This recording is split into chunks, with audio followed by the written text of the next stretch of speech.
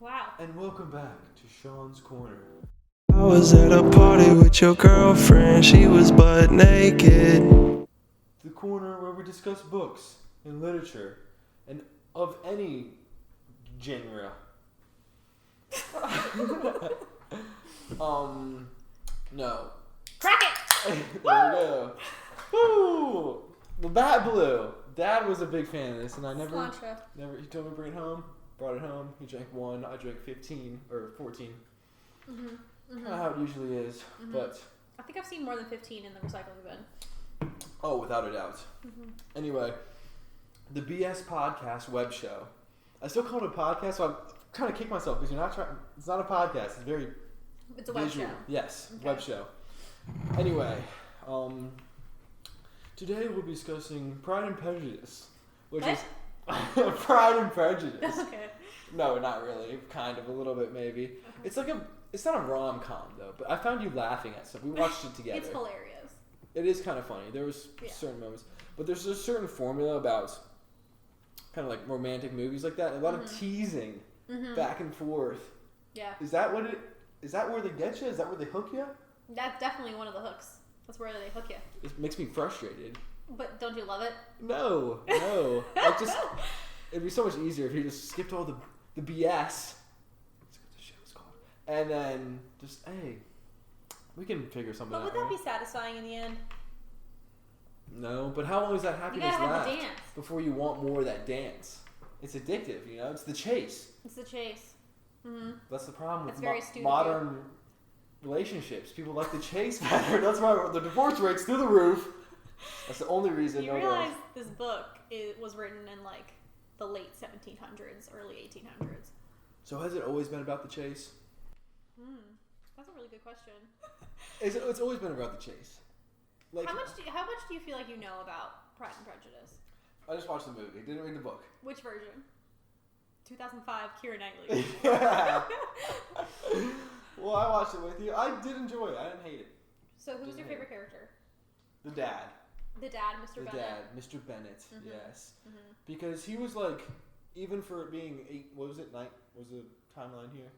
Late 1700s, early 1800s. Really? Written by who? Jane Austen. Jane Austen. Okay. Gotta put a plug in for my girl. Yeah, I know. I hear you talking about her. She's a bestseller. He was so chill, even for like the late 1700s. The dad was so for like, find your love, daughter. Like he believed in her, and like for her to write that back then, I think is the cool parts. Yeah. What did you think of the mom then? The cool part. Total bitch. Oh my god. I would not be interested. I would not be interested in marrying those women the way that mom acts. Definitely. Yeah, it kind of justifies why Darcy, had those feelings for Elizabeth midway through the book. Yeah, well, our readers don't really know what the hell's going on. But anyway, Hey. it's a rom-com. It's not a rom-com. I keep saying rom-com. So okay, well, it's a romance, but I guess if you look at it in the modern formulaic way, it's a rom-com because I think it's hilarious. Is the book funny? Yeah, I think the book is hilarious. Gotcha. Although maybe if you had read it, maybe you wouldn't think it's funny. Yeah. But I don't know. It's up to the reader. Yeah. No, it usually is. I can't believe that you watched that movie with me though, because I was planning on watching it with Mary. And I wasn't sure. I didn't think that you were going to sit down and watch it with us.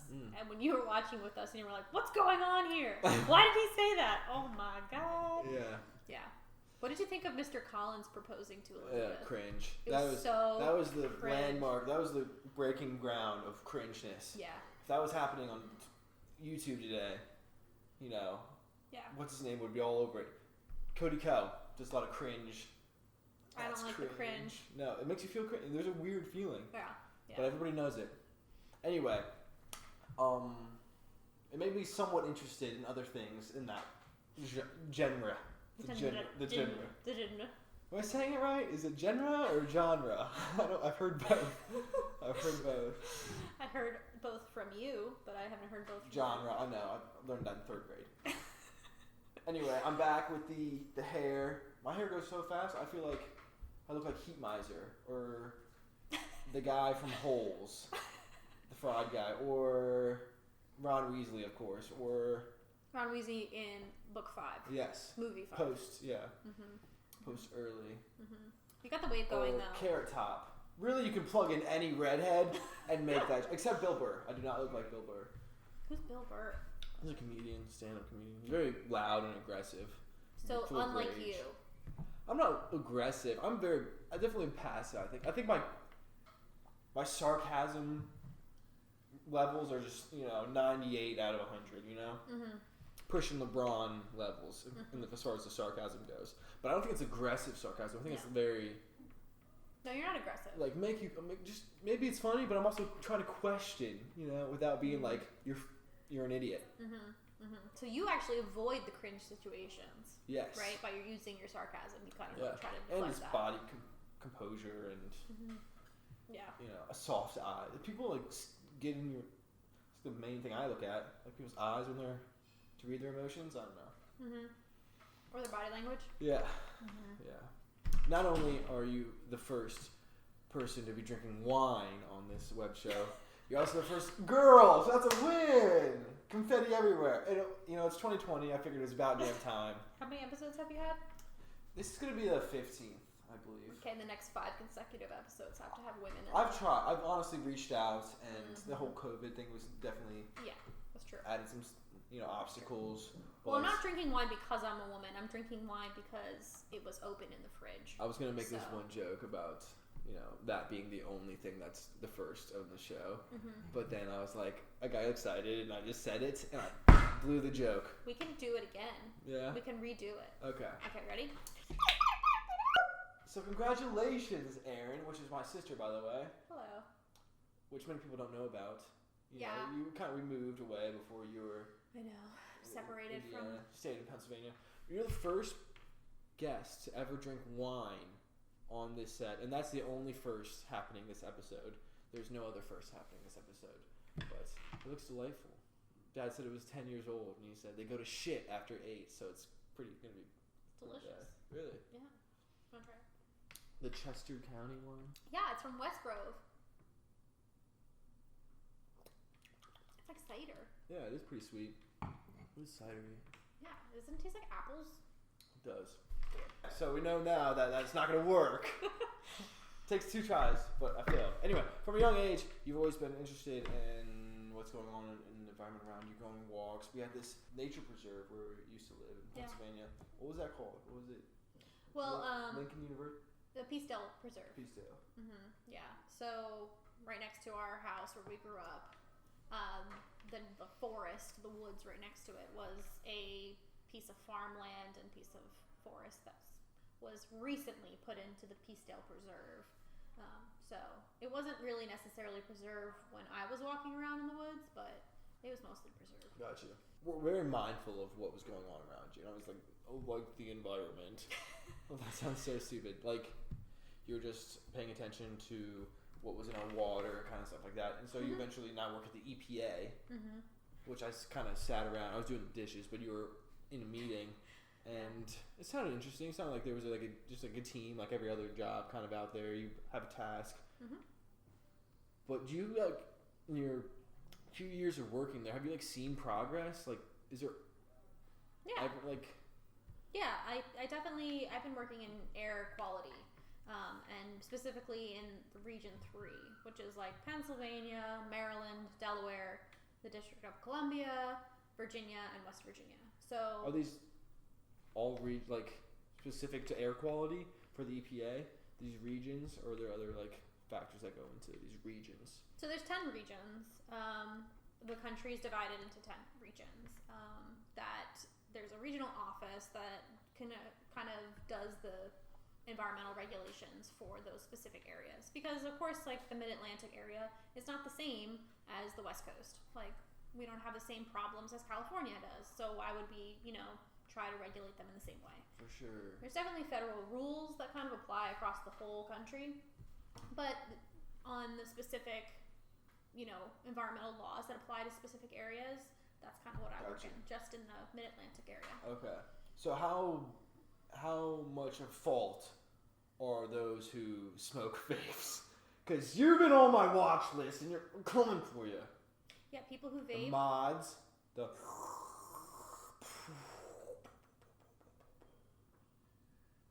smoke clouds. You know those things. Yeah, I have no comment. So actually, how do you have any statistics saying what's cars? Mm-hmm. I think Dean said on a previous podcast that airplanes cause a lot of emissions. That's true. Yeah, there's certainly emissions that come from airplanes, and I'm only speaking from my own personal perspective. I'm not representing the Environmental Protection Agency here, which is a disclaimer I need to have. I'll also put in writing. But really, really hard cursive, really hard script. No, just have it go across the bottom of the screen really fast. Okay. But yeah, so airplanes produce a lot of emissions. Gotcha. Cars produce a lot of emissions, but different from cars that you and I drive, tractor trailers, heavy duty vehicles. Those produce different amounts of emissions. Gotcha. So there's different standards for different types of vehicles. Of course. Yeah. Yeah. It just worries me. You just see how many cars are driving in, Newburgh, Indiana. Mm-hmm. And you see how much traffic there is. Just one person sitting in their car smoking a cig, sucking a vape. Mm-hmm. Well, have you ever just, seen a car roll coal, where it's just out of their tailpipe or out of the pipes on top, they're just spewing black. Yeah, big trucks, trucks. Yeah. Or yeah. Cement, holding a rock or whatever. Not I don't see semi trucks doing that, but I see trucks hauling rubble or Yeah, it's the heavy duty vehicles. Yeah. The shorter ones, they blow. Usually diesel. It just scares me. It scares me. We're only in Indiana. It's not that populated. It's not that dense. But it still scares me that there's this many cars pumping something in the air. Mm-hmm. But it's flat, so the wind is blowing it to the areas where there's mountains, and then it gets trapped there. That's kind of a general scientific principle.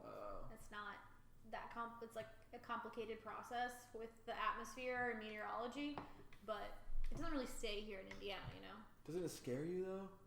Does it scare me? I don't know. Just all the Industrial Revolution was crazy. Wow, we're jumping around here. It's just so many years of that. So many years of something, and is it going to change? Is it ever going to change? It's changing right now. I'm speaking in metaphors. Because my next topic is the protests and riots. I like to say protests because I think it's better. There's more protests than riots going on. Mm-hmm. You don't want to put them on equal footing. No, by no means.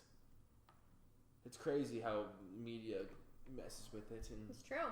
Mm-hmm. It's hard to believe anything because there's this anonymous Twitter. I don't know if you get on Twitter. I'm not on Twitter. You're not on Twitter. Probably a good thing. Yeah, I feel like Twitter's kind of toxic.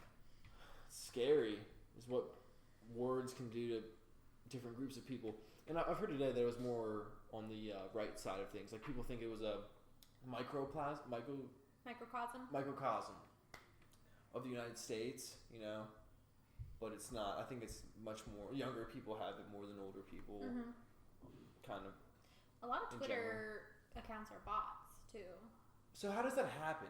See, I was selling a book on eBay and I had a bot. I had 3 bots trying to buy this book on eBay just to text me, just trying to get my number. I was what is that? Anyway, long story short, there's this anonymous account on Twitter that tweets all these things that if anybody that spent 5 hours on Photoshop, they can understand they can do. Mm-hmm. And they're tweeting out, they're getting millions of views and retweets and likes. And I'm not sitting there saying it's true or false because you can't. Mm-hmm. Just scary. That's another scary thing. I'm scared. I'm scared out here. Do you think that the Twitter commentary is helpful for you to understand the situation? I want to say yes, but I don't think it is. Why do you want to say yes about that? Because that's, I use Twitter. I'm on Twitter every day. Mm-hmm. And I hate it. I don't like it. Because sometimes, yes, you'll see a funny video. Oh, haha, that was funny. Retweet or like, whatever. Mm-hmm. Or you see some news that's actually relevant to you that you can, it is truthful, Mike Trout is the best baseball player ever to be alive. That's facts. But there's so much there that you can't trust. Yeah. Everything can be manipulated and Yeah, I feel like if you're on Twitter for like the funny videos and you know that's why you're on Twitter, then that can serve that purpose. But I think too many people get their news from Twitter or see people's tweets and accept that as some sort of news. Like, half the people on your Twitter, are they even your friends? Like, do you know them at all? So where do you go for news then? Because if you go to... The news. Like what? You go to CNN, you go to Fox, you're getting biased. Okay, so one thing I really enjoyed talking to you about was how you graduated from Penn State, which is these are your two flags. Actually, these two flags have been two flags have been highlighted in every podcast I've ever had down here. Those are mine. And those are yours. Yeah. Penn State. Penn State. Nittany We Lions. are. Yeah, I love saying that to people that walk by. They come around IU a little bit because naturally IU is a Big Ten school. People we play each other. You know, it's a big day.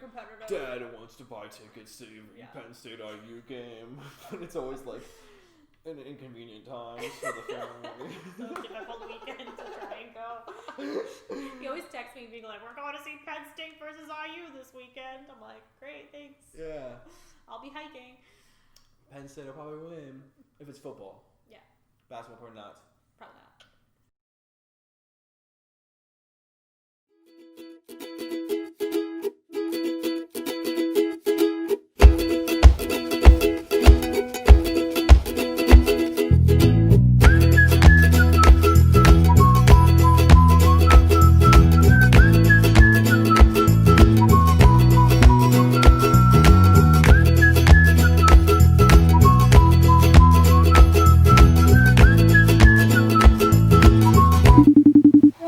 Grandma, I'm working. You're in your pajamas. They're my workout clothes. It's more like work-in clothes.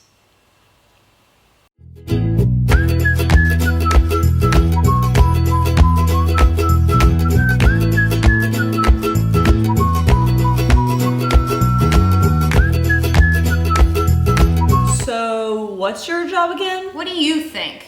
Regional haze? Yeah.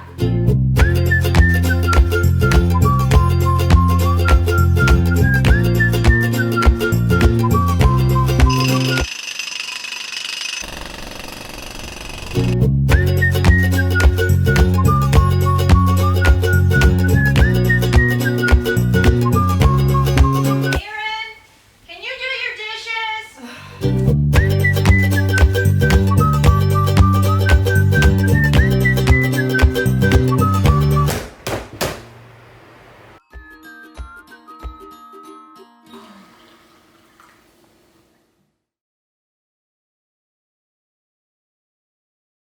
You talked before about how you went into the Peace Corps. How long after you graduated from?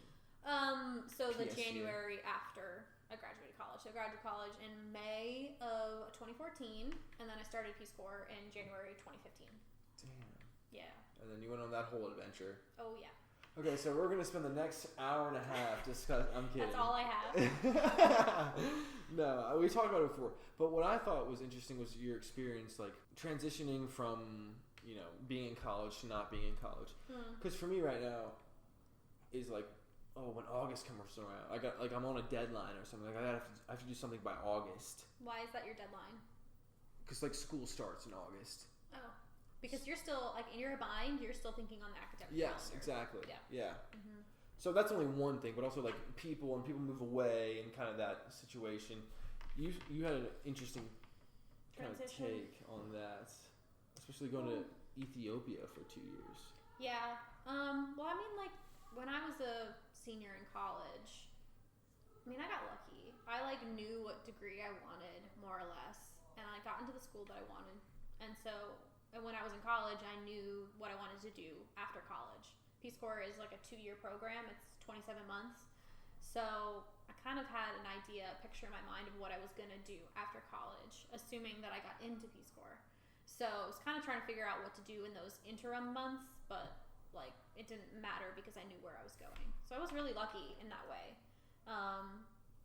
But I applied and I luckily got into the program that I wanted to get into, Peace Corps.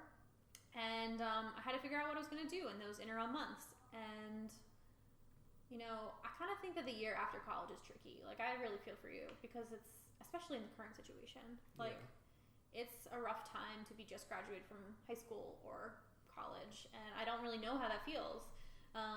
But I think when you're graduated, this is like the best time in your life to do something that's kind of off the wall, a little bit weird, maybe out of your comfort zone, because there's nothing really keeping you in those particular jobs. So like after I graduated, I worked on a research farm and I did like agricultural research. Now, I had an agricultural degree, so that's how I got that job. But basically I got some experience in research. What was your actual degree? My degree is Environmental Resource Management. Oh! From Penn State. Oh. What was your school called? Ours was called SPIA, I think. It was just the College of Agriculture. Oh. It's like, you know how those... Our schools are named something. I don't think many agriculture schools have a name because they're like the OG of colleges. Like those learn how to farm. The land grant universities. So like a lot of the Big Ten schools were land grant universities, and they started off as I think simply, IU is one. Yeah, I think so. And so it's just not just, but that's how it started. Was an agricultural school, and then any other, you know, business school, education school grew from the agriculture program. Really? No I'm way. I'm just like You're the OG. People used to call me for- OG Sean T. Oh, Yeah, okay. they used to call me Ginger Fuck and Dog and a bunch of other nicknames too, but just added to the pile. Yeah. I'm the only one who calls you by your nickname though. Yes. No, the real one. So, do people know? No. Yeah, me either. Kind of embarrassing. It could be a password. Ooh. Everybody already knows passwords though. Like, No. yes, they do. Your thing knows exactly what password is goes to what. No, I have very sophisticated password algorithms. Really? Yeah, I'm not gonna give you a hint of what it is because I don't want to tell that on Capital the internet. PASSWORD. So these are my flags. Yes. I went to Penn State, and actually, we were gonna talk about me going to Peace Corps.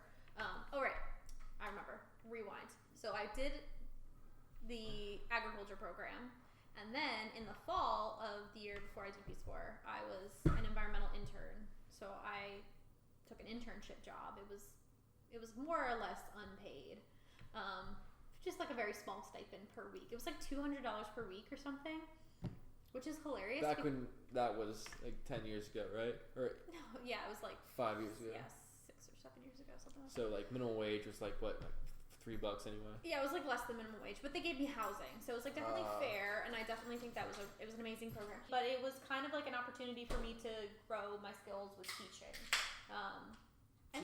Teaching, yeah.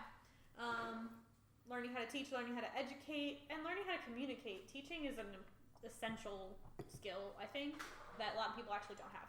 I want to be a teacher one day. I bet you could. A little bit of my dream is to be like a little creative teacher, like to kind of put like I said earlier, my sarcasm. I kind of work around creative situations, push people into their little uncomfortable zone slightly, you know? Yeah. Stay Not out too there- far. stay out there for a little bit. Not off the cliff, Yeah. but just like a little further. Yeah. What's going on in that brain of yours? Exactly. I think that'd be an awesome education class in high What? schools. Obviously, high schools don't even get funded anymore, but like a creative class. I don't know. There's like you're graded on projects that kind of have to follow guidelines, but also are like open to the. You just show that you can follow through on some sort of idea. I don't know. It's the shower idea, shower thoughts. So like study hall. Yeah. Oh, well. It's so no, not study hall. No. Okay. I almost got in trouble because me and my friend were like kind of play fighting, and I almost got like suspended because I was fighting. It's ridiculous. It looks like you should have been in drama club. I actually do think that was kind of shitty that your program didn't have like more opportunities for that. Like it's like you got to be in the play. If you're gonna be in the play, it's gonna be like a major thing, right? It's like 100 people in the musical or whatever, right?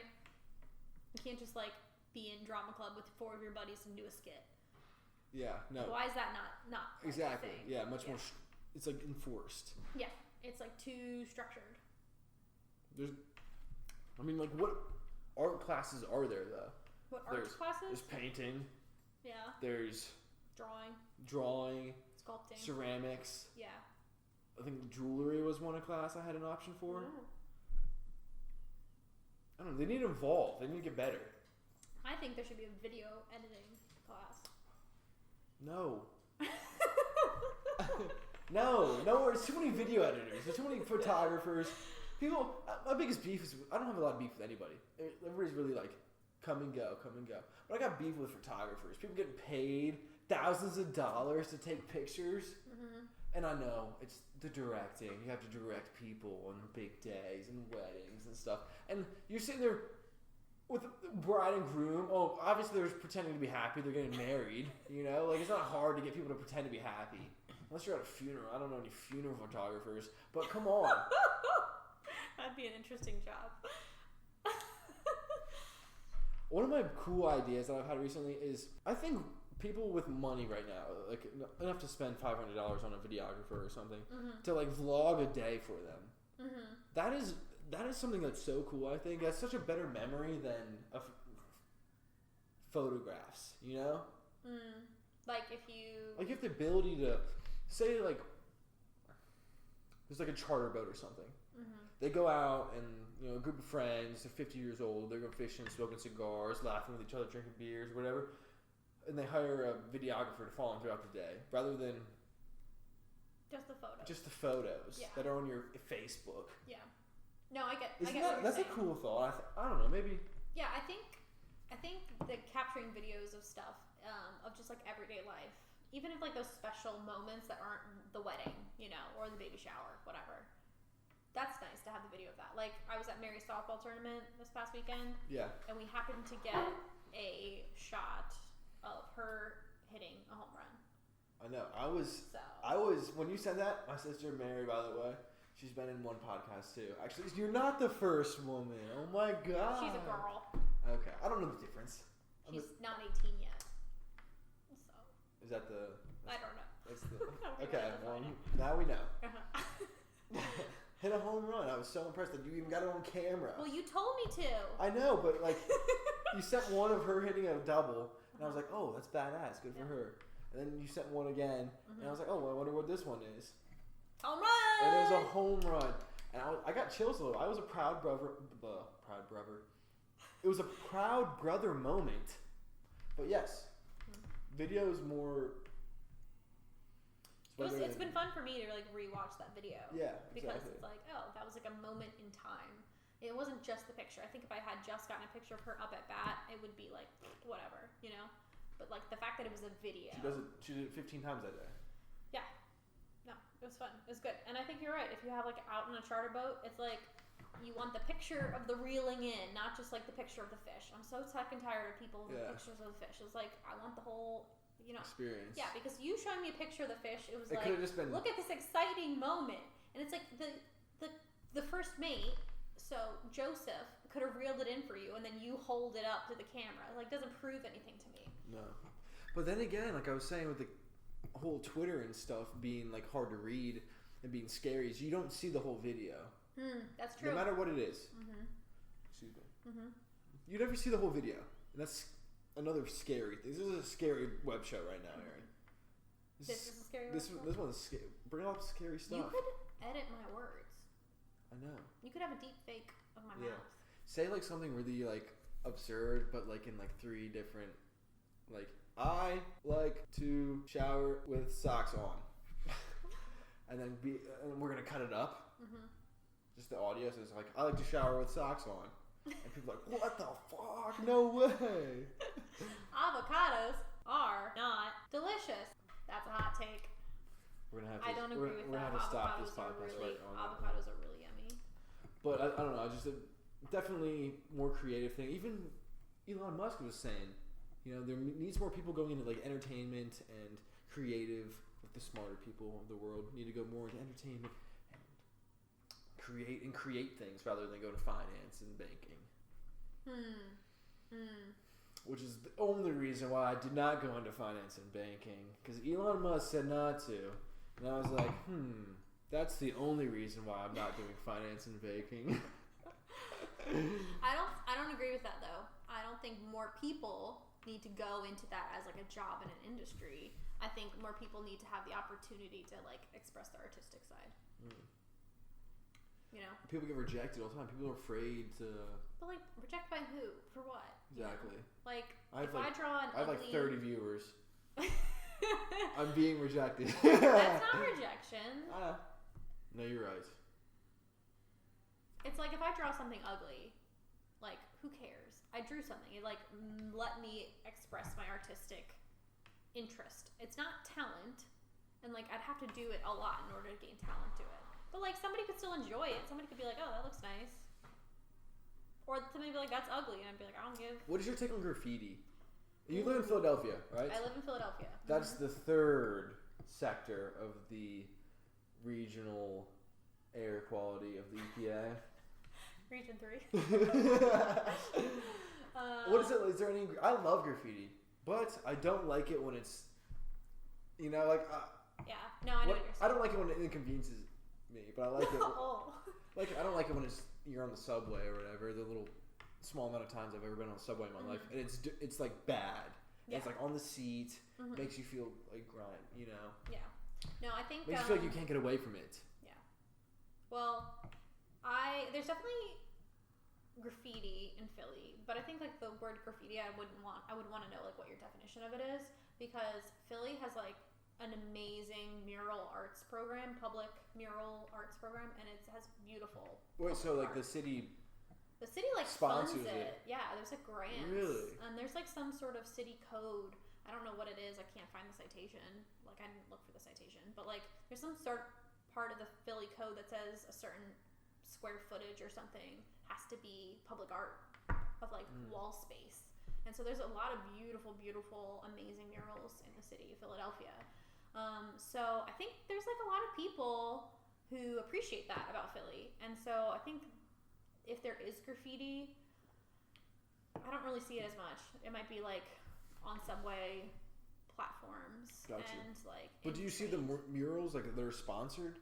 There's like there's like a little section. Or funded? At the bottom. I don't know the right words. There's like a public mural arts program, like little tag on the side of the bottom of almost all of the murals. It'll tell you who the artist is and like maybe perhaps how it was funded. But there's some really fantastic art, and you can like check it out online because it's some good stuff. I was in Henderson, Kentucky, which is not known for its graffiti. Okay. And I mean, come on, it's in Henderson, Kentucky. Anyway, but there's this really cool wall that I was like turning past. It was like a pizza place, and they had really cool graffiti on their wall. And like graffiti, just like spray paint art.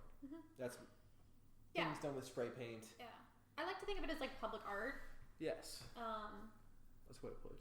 So like certainly there's like ugly graffiti that's meant to, you know, deface something.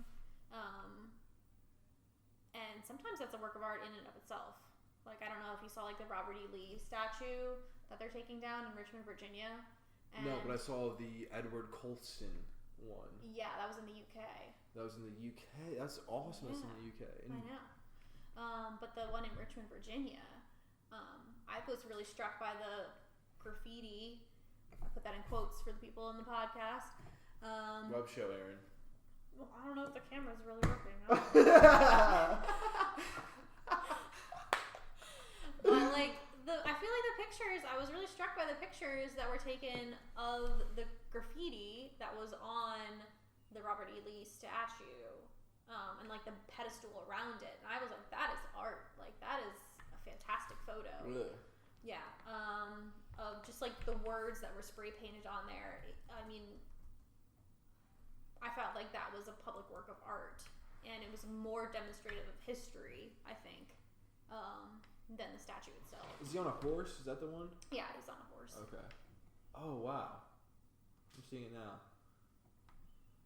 Yeah. So I mean. Yeah. Philly, I mean, there's definitely like some ugly graffiti that was just like somebody wanted to just deface spray paint something. Yeah. But I don't know if that's which really hopefully that much. helps you. Yeah, I don't. It doesn't really hurt much sometimes in some areas. No. Obviously, you don't want somebody's like property destroyed, but I don't really see that. Yeah. Bloomington has a cool little along the Beeline Trail. They have a cool little graffiti kind of open area. It's kind of like under like brush and stuff, but it's cool. It has some cool stuff. One of my friends took this class on like public art, and part of it was graffiti. And there's like famous graffiti people that like are like actually anonymous, that like put their work out there and like have a street name. Like Banksy. Is that one of them? Yeah, Banksy's like a graffiti artist. There's this one that's like, I'm just gonna butcher the name. I'm not even gonna try. But in Bloomington, I'll take a picture and put it on here. But he's like around Bloomington. There's like some different areas in Bloomington. Bloomington is very like artsy though. It's a college town. It is. Last thing I want to talk about today. I was definitely been a bouncing around podcast, so thank you for being part of it. But I went to a protest. And I was actually going on my way to do something else, and my friend that I was with saw this Snapchat, and it was like, oh my god, this protest going on downtown Bloomington. And I was like, no way. Should we go do a thing? He's like, no, we should go. Why not? And so I went with my buddy Cole, and we were just asking people around. We had our camera with us. It was actually working this time. And kind of asked, what is like the underlying meaning of like you being there? I read this book recently. If you say why 5 times to a question, you'll get to like the root of its,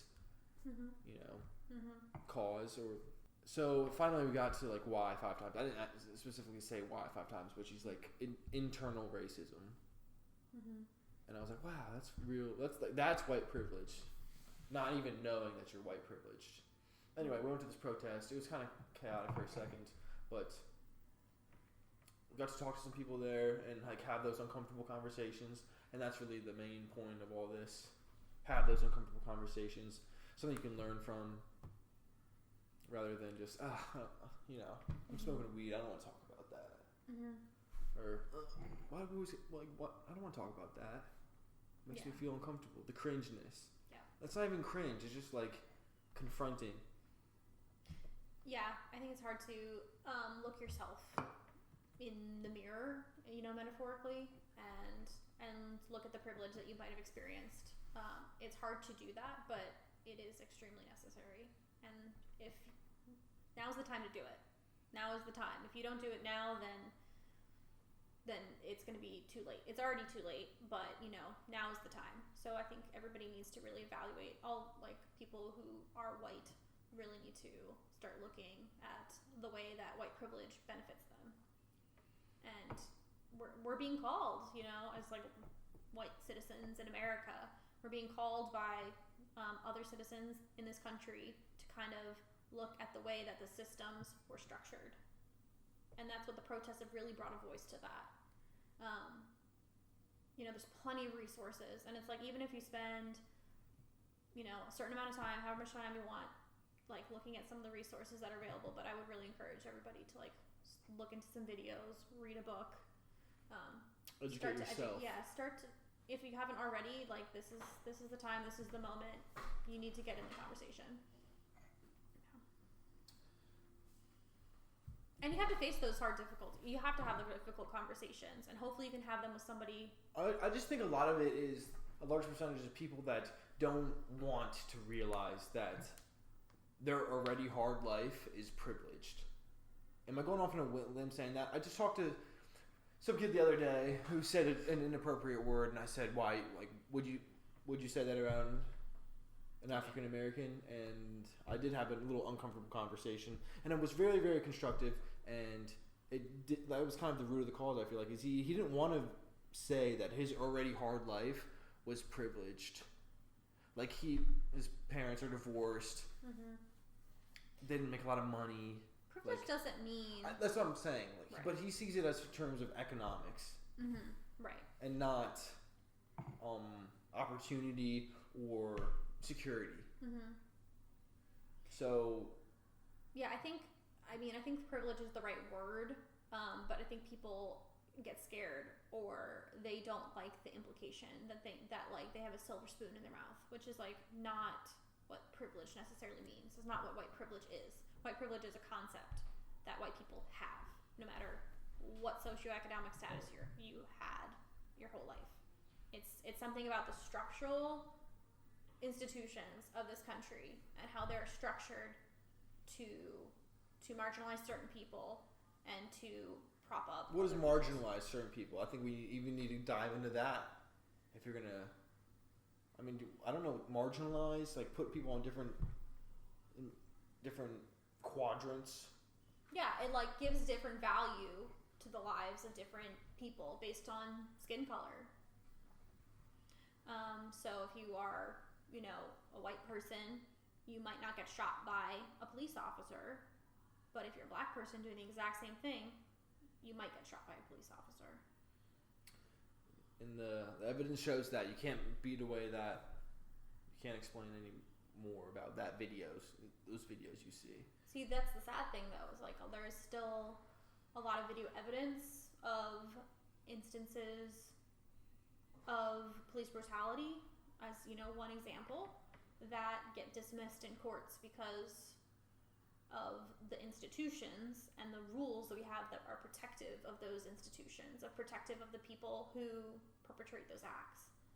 And I'm using like all these words because I want to say it right, but I'm not an expert in this. Yeah. I'm really just learning about it. But that's the point of this, because I'm learning more. Mm-hmm. But there's one video I saw on Twitter that I'm gonna put in the link that I'm gonna watch with you, and I'm gonna start it at the end of the show, just because I think it's important to, you know, I was so against the black square Instagram photo thing. You know about that? Yeah. I wasn't so against it. I was just like, what is it doing? that was so easy. That was so easy it's for too you. Easy. Yeah. That was too easy.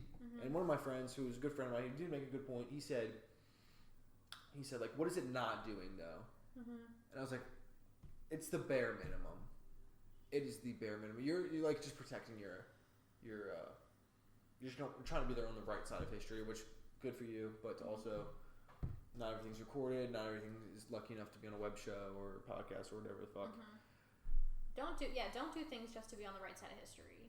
Because that's why it's frustrating, because you see some people and they're like, they don't even understand what's going on, and then they post and you're like, but it's hard to like understand what's going on, right? Yes, no, it is. It's hard to like start that, like the pool is deep, and you know that you're gonna like end up falling in. So it's scary to just dip your toe in. This is a big metaphor, but yeah. No, it's like the stripper pit out there, just black on the bottom. You can't see it. Yeah, I mean, there's 400